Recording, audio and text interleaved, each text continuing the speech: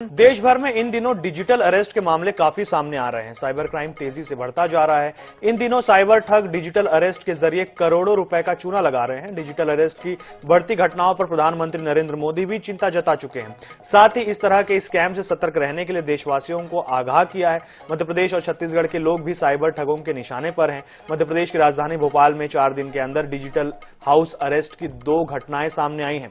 भोपाल में telecom engineer को 6 घंटे तक डिजिटल अरेस्ट किया गया। वहीं प्रदेश में ये तीसरी घटना है। लगातार हो रही ऐसी घटनाओं पर मुख्यमंत्री डॉक्टर मोहन यादव ने संज्ञान लिया है। उन्होंने इस मामले में विशेष सतर्कता के साथ कड़ी कार्रवाई करने के निर्देश भी दिए हैं। इसके अलावा छत्तीसगढ़ की राजधानी रायपुर में भी पिछले कुछ दिनों में डिजिटल अरेस्ट के 2 मामले सामने आए हैं, जहां ठगों ने सीबीआई अधिकारी बनकर कॉल किया, फिर मनी लॉन्ड्रिंग केस बताकर डिजिटल अरेस्ट कर लिया और लोगों से लाखों रुपए की ठगी कर ली।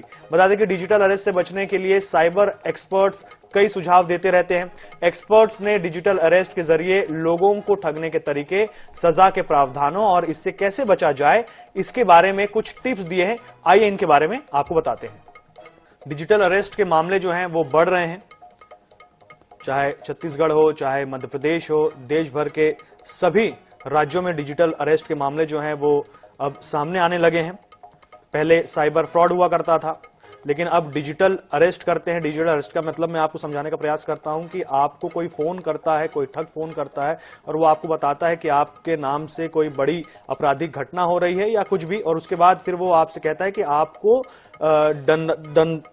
दंड दिया जा रहा है और आपको घर पर ही अरेस्ट किया जाएगा और उस समय तक आप डिजिटली हमसे जुड़े रहेंगे। सामने वाला जो ठग है वो आपको बताएगा कि मैं कोई बड़ा पुलिस का अधिकारी हूं या सीबीआई का अधिकारी हूं। तो इस तरीके से ये डिजिटल अरेस्ट जो है वो काम करता है और हम आपको आज बताएंगे कि डिजिटल अरेस्ट से आप कैसे बच सकते हैं।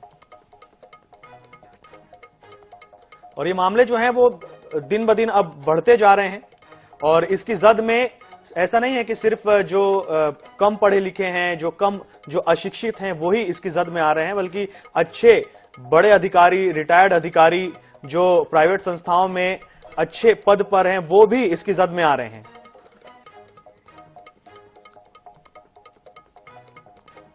चलिए सबसे पहले हम जानने का प्रयास करेंगे पीड़ित प्रमोद गोस्वामी, डिजिटल अरेस्ट के ये पीड़ित रहे हैं। हम इनसे इनका अनुभव आपको बताएंगे और हम चाहते हैं कि इनके अनुभव से आप जान पाएं कि क्या करना है, क्या नहीं करना है और आपको कब समझ में आएगा कि आप डिजिटल अरेस्ट का शिकार हो गए हैं। बहुत बहुत स्वागत है प्रमोद गोस्वामी जी आपका। थैंक यू, गुड इवनिंग जी।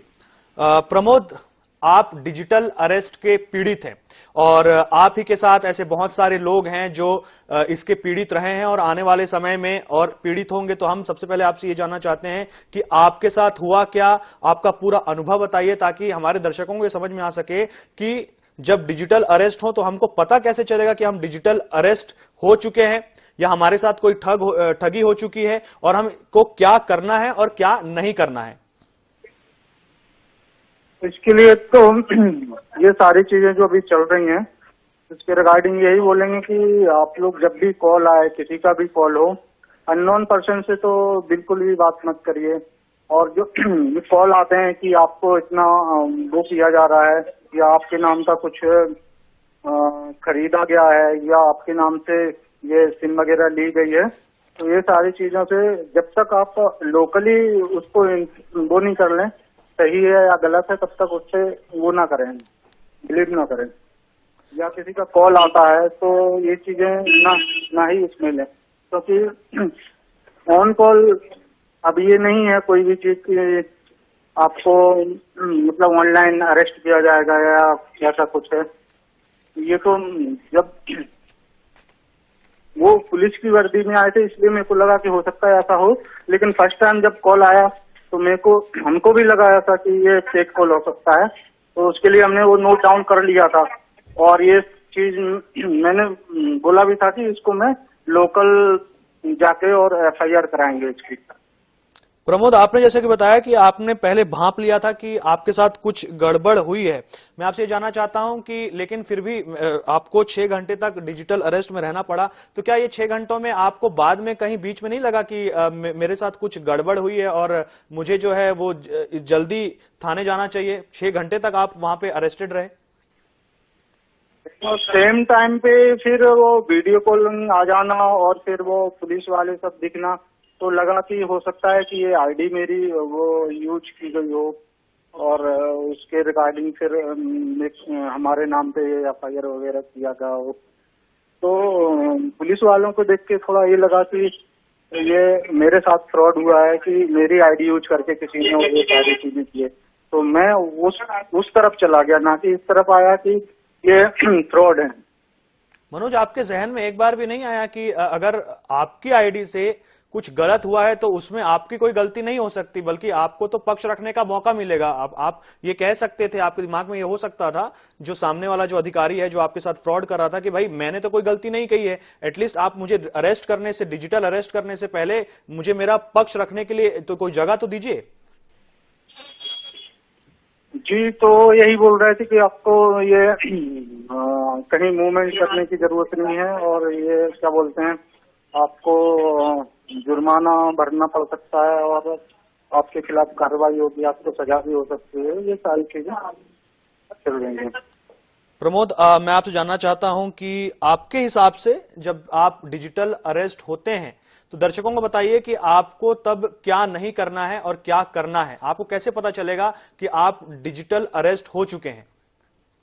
उस टाइम पे घबराए नहीं, जो आसपास हो उनको बताएं कि ये मतलब कॉल आया है और इसके रिगार्डिंग ये मेरे लिए चीज बोल रहे हैं, तो पहले सजेशन लें फिर ही कुछ करें। कि अगर जैसे वो डिमांड करते हैं पैसों की, तो ये पैसे वगैरह ट्रांसफर ना करें। ऑनलाइन ऐसा कुछ नहीं है, ये सोच समझ के थोड़ा सा धैर्य से काम लें। अच्छा प्रमोद, आप 6 घंटे तक डिजिटली अरेस्ट रहे, उसके बाद आप पुलिस तक पहुंचे कैसे? इसके बाद फिर मेरे दोस्त वगैरह आ गए थे, क्योंकि मेरा कॉल पिकअप नहीं हो रहा था, तो वो लोग आ गए। फिर इसके बाद मैंने स्विच ऑफ कर लिया था अपना फोन नंबर। फिर जब ऑन किया तो दोबारा से कॉल आना चालू हुए, तब फिर मैंने मेरे ही साथियों ने क्राइम ब्रांच में फोन किया। फिर वहां से सर सूरत ही आए, तो फिर जाके। प्रमोद, क्या ठगों ने आपको बोला था कि आपके पास यदि कोई दूसरा नंबर होगा, दूसरा मोबाइल होगा तो उसको बंद कर दीजिए? हाँ, मेरे को बोला गया था मेरा एक और नंबर है, तो वो बंद करवा दिया गया था उससे। जी प्रमोद, तो आप अपने हमारे दर्शकों को क्या कहना चाहेंगे? मैं तो यही कहूंगा सबको कि ये फेक कॉल से बचें। आप कहीं ऑनलाइन कर रहे हैं तो उसमें भी सोच समझ के आप ऑनलाइन शॉपिंग करें, और ट्रांजेक्शन कर रहे हैं तो उसको सोच समझ के करें, क्योंकि अब क्राइम बढ़ते जा रहे हैं ये सारी चीजें, और ऑनलाइन ही सबसे ज्यादा ये वो हो रहा है। जब हम यूज ऑनलाइन कर रहे हैं तो ऑनलाइन ही ठगी हो रही है ये सारी चीजें, तो इस पे थोड़ा सा भी लोग ध्यान दें। क्राइम बहुत ज्यादा बढ़ रहे हैं। चलिए प्रमोद, आपका बहुत बहुत धन्यवाद हमसे अनुभव साझा करने के लिए। हमारे साथ जुड़ गए हैं Shailendra Singh Chauhan, additional DCP cyber crime Bhopal. बहुत बहुत स्वागत है सर आपका। सर, इन दिनों हम देख रहे हैं कि जो डिजिटल अरेस्ट के उसके मामले बहुत ज्यादा सामने आ रहे हैं। अभी तुरंत हमने एक पीड़ित से भी बात की, उन्होंने भी अपना पूरा अनुभव साझा किया। उनको 6 घंटे के लिए डिजिटली अरेस्ट किया गया था। यहाँ रायपुर में भी हमने ऐसी घटनाएं देखी। क्यों ऐसी घटनाएं क्यों हो रही है सर? पहले तो सिर्फ साइबर ठग होती थी, लेकिन अब जो है ये डिजिटल अरेस्ट वाला मामला सामने आ रहा है। सर, सबसे पहले मैं जानना चाहूंगा कि डिजिटल अरेस्ट है क्या और इससे कैसे बच सकते हैं? तो इसका इस्तेमाल करने वाले आप जन होते हैं, वो मोबाइल धारक लिंक आई हुई होती है, उसके बीच में कोई ना कोई एजेंसी व्यक्ति होता है। ये आपको डायरेक्ट से आपको तय करना है तो कैसे रिस्पॉन्ड करना है। जब तक हमें मोबाइल का इस्तेमाल कब करना है और कब नहीं करना है, खासतौर से जानकारी होना है क्या मोबाइल का कब और कहाँ इस्तेमाल नहीं करना है, क्या चीजें जानकारी साझा नहीं करनी, जब तक हमारी व्यवस्था नहीं आएगी, ये घटनाओं के मूल में यही कारण है। जहां तक बात है डिजिटल अरेस्ट की, तो डिजिटल अरेस्ट एक नया वर्ड है। डिजिटल अरेस्ट नाम की चीज होती नहीं, बल्कि आम जनता को अगर समझाना है तो आप इसको इस तरीके से कहें कि ये जो ठगी है वो पुलिस या एजेंसी के नाम पर मोबाइल से ठगी हो रही है, तो ज्यादा लोगों तक हमारी रीच हो पाएगी, ज्यादा लोगों तक पहुंचा पाएंगे और जागरूकता ज्यादा आ पाएगी। तो ये हम चाहते हैं। जहां तक बात है अब ये डिजिटल अरेस्ट क्यों हो रही है, तो आपको याद होगा कि पहले हम ओटीपी के फ्रॉड हुआ करते थे। ओटीपी से मैसेज को शेयर करते थे, पैसे कट जाते थे। उसके बाद आपने देखा होगा शादी की साइट पर फ्रॉड होने लगे, उसके बाद नौकरी के नाम पर फ्रॉड होने लगे। उसके बाद हम देखते हैं कि लोन ऐप आया, उसके कारण कई लोगों को तकलीफ में फंसे, प्रॉब्लम हुई, फाइनेंशियल फ्रॉड हुए। वो आ गया। उसके बाद इन्वेस्टमेंट फ्रॉड आ गया। उसके बाद सेक्सटॉर्शन कॉल आता था, उधर से महिला अपने कपड़े उतार कर बात करती थी और यहाँ पर लोगों को फांसी देती थी। तो जब लोगों में जागरूकता अपराध के किसी विशेष अपराध के प्रति आ जाती है और लोग उसके बंद कर देते हैं उनका, तब ये वो अपराध बंद रहता है। अपराधी नए तरीके सोचते रहते हैं, उसको लोगों को नए तरीके, जिन लोगों को अपने मोबाइल उपयोग में सावधानी नहीं रहती है, वो पूरे कॉन्शियस में नहीं रहते हैं और कहीं गफलत या गलती से वो चीजें कर देते हैं जो उनको नहीं करनी चाहिए। मान लो उसको रिसीव कर लिया और जानकारी शेयर कर दी और फिर उन जानकारियों पे या उन वीडियो पे विश्वास कर लिया और विश्वास करके पैसा ट्रांसफर कर दिया। तो ये सब होती नहीं है और सबको रोकने का एकमात्र तरीका है कि वो जो उपयोग करता है मोबाइल का तो अपनी जागरूकता रखे। डिजिटल लिटरेसी की बात करते हैं, आज डिजिटल अरेस्ट की बात करें तो डिजिटल लिटरेसी की बात होनी चाहिए। मतलब मोबाइल उपयोग में आदमी को इतना साक्षर होना चाहिए कि उसे क्या उपयोग करना, क्या उपयोग नहीं करना, इस बात की मीडिया में खबरें सकती है, इलेक्ट्रॉनिक मीडिया में जाती है, लोगों सोशल मीडिया में जागरूकता आती है, तो लोग उस तरह के अपराध से अपने आप को सतर्क कर लेते हैं और आरोपी वो एक तरीका छोड़कर दूसरे तरीके पर जाते हैं। तो मैं ये नहीं कहता कि ये अपराध के बाद कोई अपराध नहीं आए, इसलिए लोगों को मोबाइल के उपयोग के प्रति सावधानी, इनकमिंग जो अज्ञात कॉल आते हैं, वीडियो कॉल आते हैं, उनके प्रति सावधानी रखना पड़ेगी और क्या नहीं करना है जानना बहुत जरूरी होगा। जब तक ये जागरूकता बच्ची नहीं आएगी तब तक इन अपराधों में कठिनाई। सर एक मिनट आपको रोकना चाहूंगा सर, हमारे साथ आप बने रहिए, हमारे साथ एक दर्शक जुड़ गए हैं जी। तो पूजा आपका स्वागत है, पूछिए क्या जानना चाहती हैं आप? जी मैं बताना चाहूंगी आप बेटी कि एक बार डिजिटल अरेस्ट का ऐसे ही एक केस हुआ था और मैं लोगों को सतर्क करना चाहती हूँ इसको लेकर। तो होता है ऐसे कि एक ऑटो कॉल आता है, आपको बोलते हैं कि आप कुछ नंबर प्रेस कीजिए और आपको जानकारी मिलेगी, आपका फोन बंद किया जा रहा है, ये सब। और उसके बाद धीरे से आपको उसमें फंसाया जाता है। कुछ लोग पुलिस बनकर भी आपके साथ बैठे होते हैं, आपके सामने होते हैं वीडियो कॉल में। तो ऐसा आप कोई भी वीडियो कॉल या कॉल रिसीव ना करें जहाँ पे वो दावा करते हैं कि हम पुलिस वाले हैं और वो आपको फर्जी डॉक्यूमेंट्स भी भेजेंगे जहाँ पे वो लिखा होगा कि आप डिजिटली अरेस्ट है। लेकिन आपको इन पर भरोसा नहीं करना है। पहले तो वो आपको बताते हैं कि आप इनोसेंट है, इसमें फंस रही है और आपके खिलाफ कार्रवाई करते हैं। इस बीच वो आपको बहुत सारी ऐसी चीजें बोलेंगे कि किसी को बताना नहीं है या ये करना है, और आखिरी में पैसों की डिमांड करते हैं। लेकिन आपको किसी भी कीमत पर ये ट्रांजैक्शन नहीं करना है, क्योंकि एक बार पैसे चले जाएंगे वापस आएंगे नहीं और आपकी मेंटल कंडीशन के साथ वो खेलेंगे। तो आपको ध्यान रखना है कि असली पुलिस ये सब बातें नहीं करती और ये फ्रॉड अब बहुत बढ़ रहा है और सतर्क होना बहुत जरूरी है। पूजा कभी आपके साथ ऐसा हुआ है? जी मैं अपना ही एक केस बता रही हूँ। मेरे पास ऐसे ही कॉल आया था जहाँ पे उन्होंने बोला कि नंबर बंद हो रहा है और आधार बैन हो रहा है। इसके बाद ट्राई से कनेक्ट करते हैं और ये एक प्रोसेस चलता है इनका, बहुत प्लानिंग के साथ ये लोग आगे काम करते हैं। और इस केस में मैं बताऊं तो मेरे सामने असली पुलिस बनकर बैठे थे और मुझे भरोसा दिला रहे थे कि ये पुलिस वाले हैं, मुंबई क्राइम ब्रांच से हैं और मदद कर रहे हैं। लेकिन ऐसा हुआ नहीं था, वो असल में फ्रॉड थे और वो लूटने की कोशिश करते हैं। उनका इरादा सिर्फ पैसे कमाना है किसी भी तरीके से। तो कोई भी अपनी डिटेल्स ना दे, खासकर बैंक डिटेल्स बिल्कुल भी ना दे।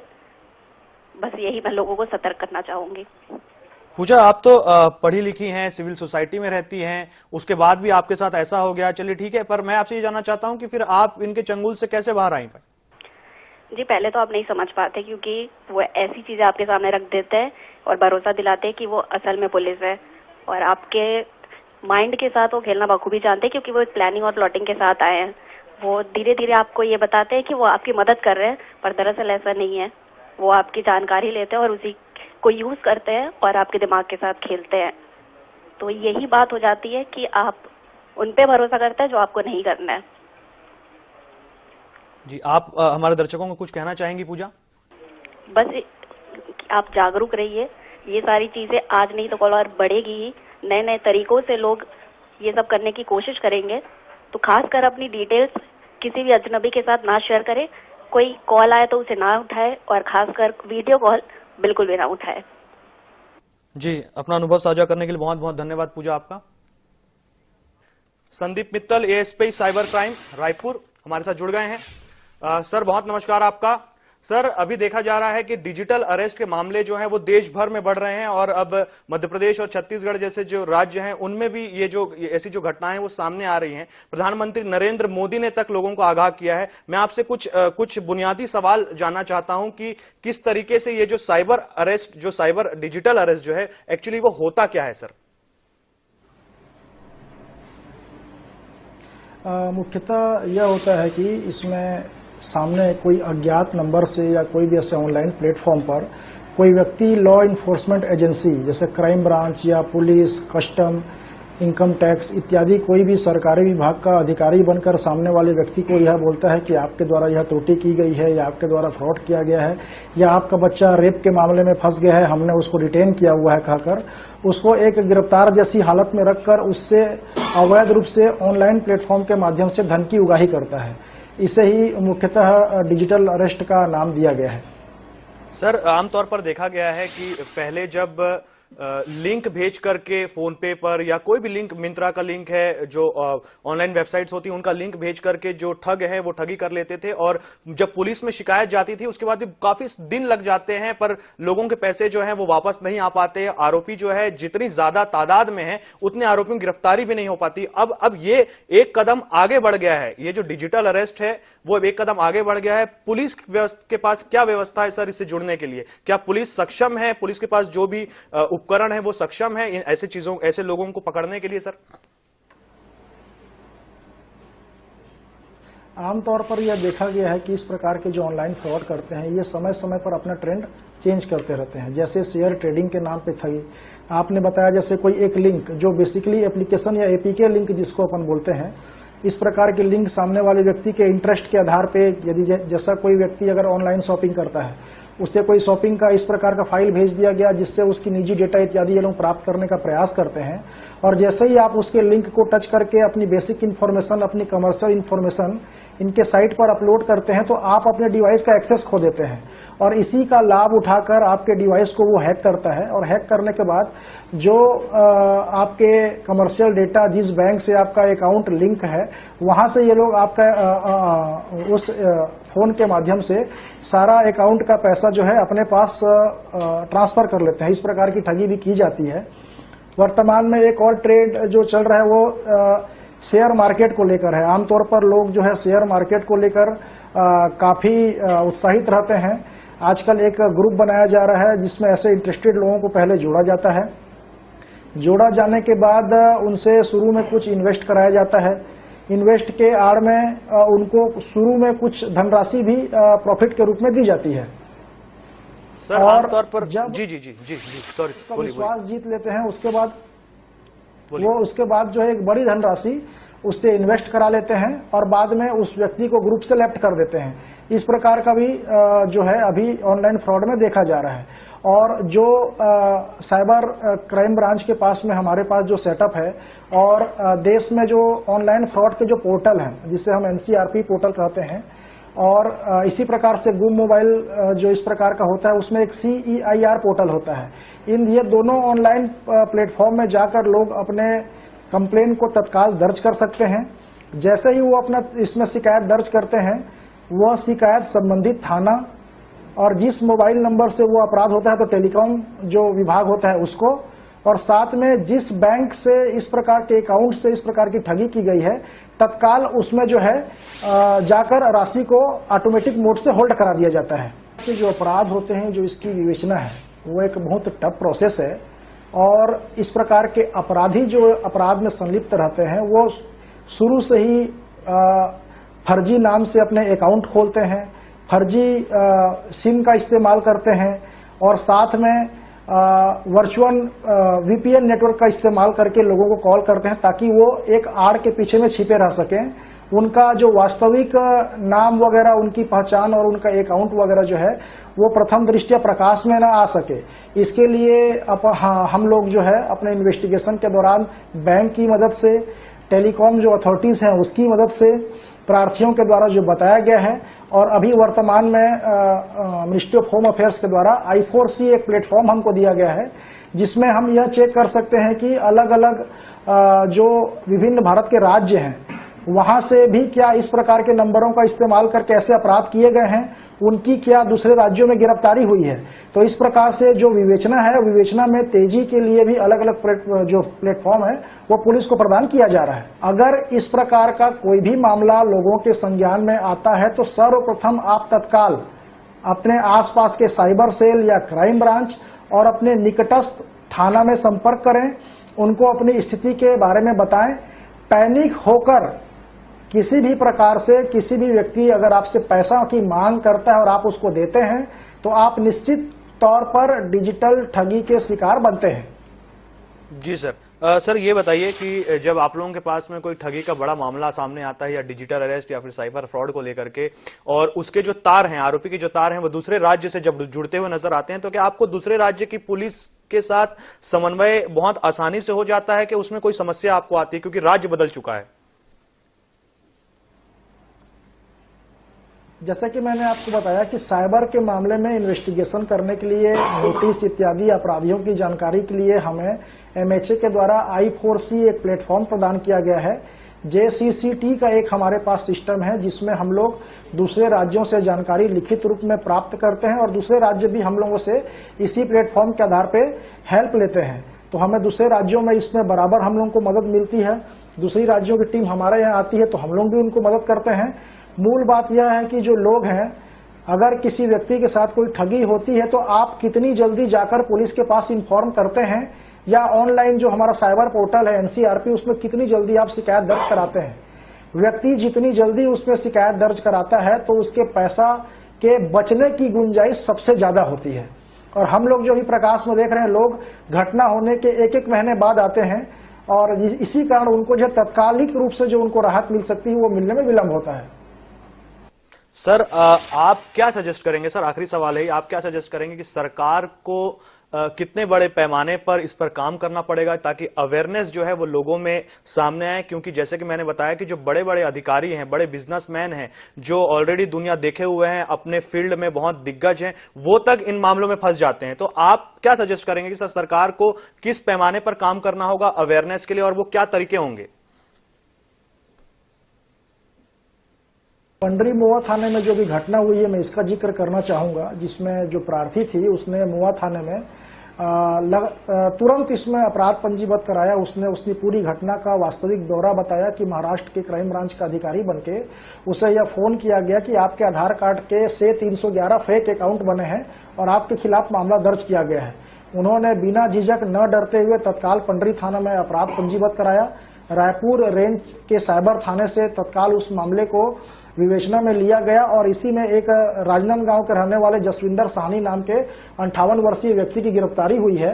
कुल इसमें ठगी की राशि 58 लाख रुपए थी, जिसमें से 9.5 लाख रुपए को तत्काल सीज कर लिया गया और भविष्य और आगे भी हम इसमें विवेचना करके हमें यह उम्मीद है कि अधिक से अधिक धनराशि को हम सेव कर लेंगे।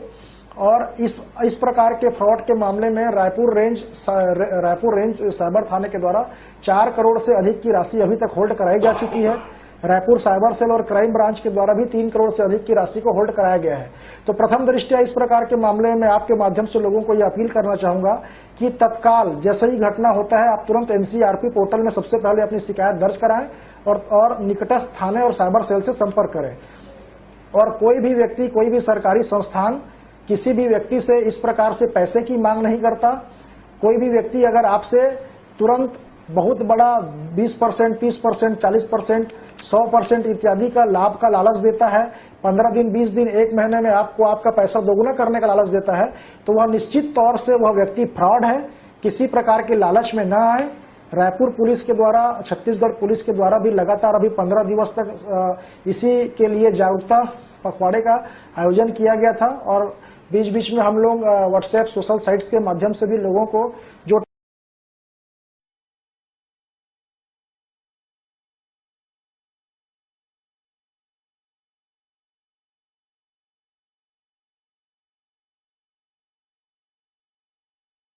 बिल्कुल। तो ये थे Sandeep Mittal, ASP cyber crime Raipur. Sir आपने बहुत अच्छी तरीके से समझाया और आपने बताया कि जब भी आपसे कोई सरकारी एजेंसी का अधिकारी या कोई भी कर्मचारी आपसे पैसों की मांग करता है और आपको कहता है कि आपके साथ ऐसा कुछ गड़बड़ी हुई है, आपके आधार कार्ड की बहुत सारी कॉपीज बनाई गई है, आपके ऊपर अपराध दर्ज किया गया, तो ऐसे में पैसा देने की जल्दबाजी ना करें और बल्कि तुरंत आप नजदीकी पुलिस थाने में जाइए, साइबर थाने में जाइए, तो आपकी जो समस्या है वो पूरी तरीके से पुलिस वाले जो है वो उसको सुलझा देंगे। चलिए सर, जुड़ने के लिए हमसे बहुत बहुत धन्यवाद आपका।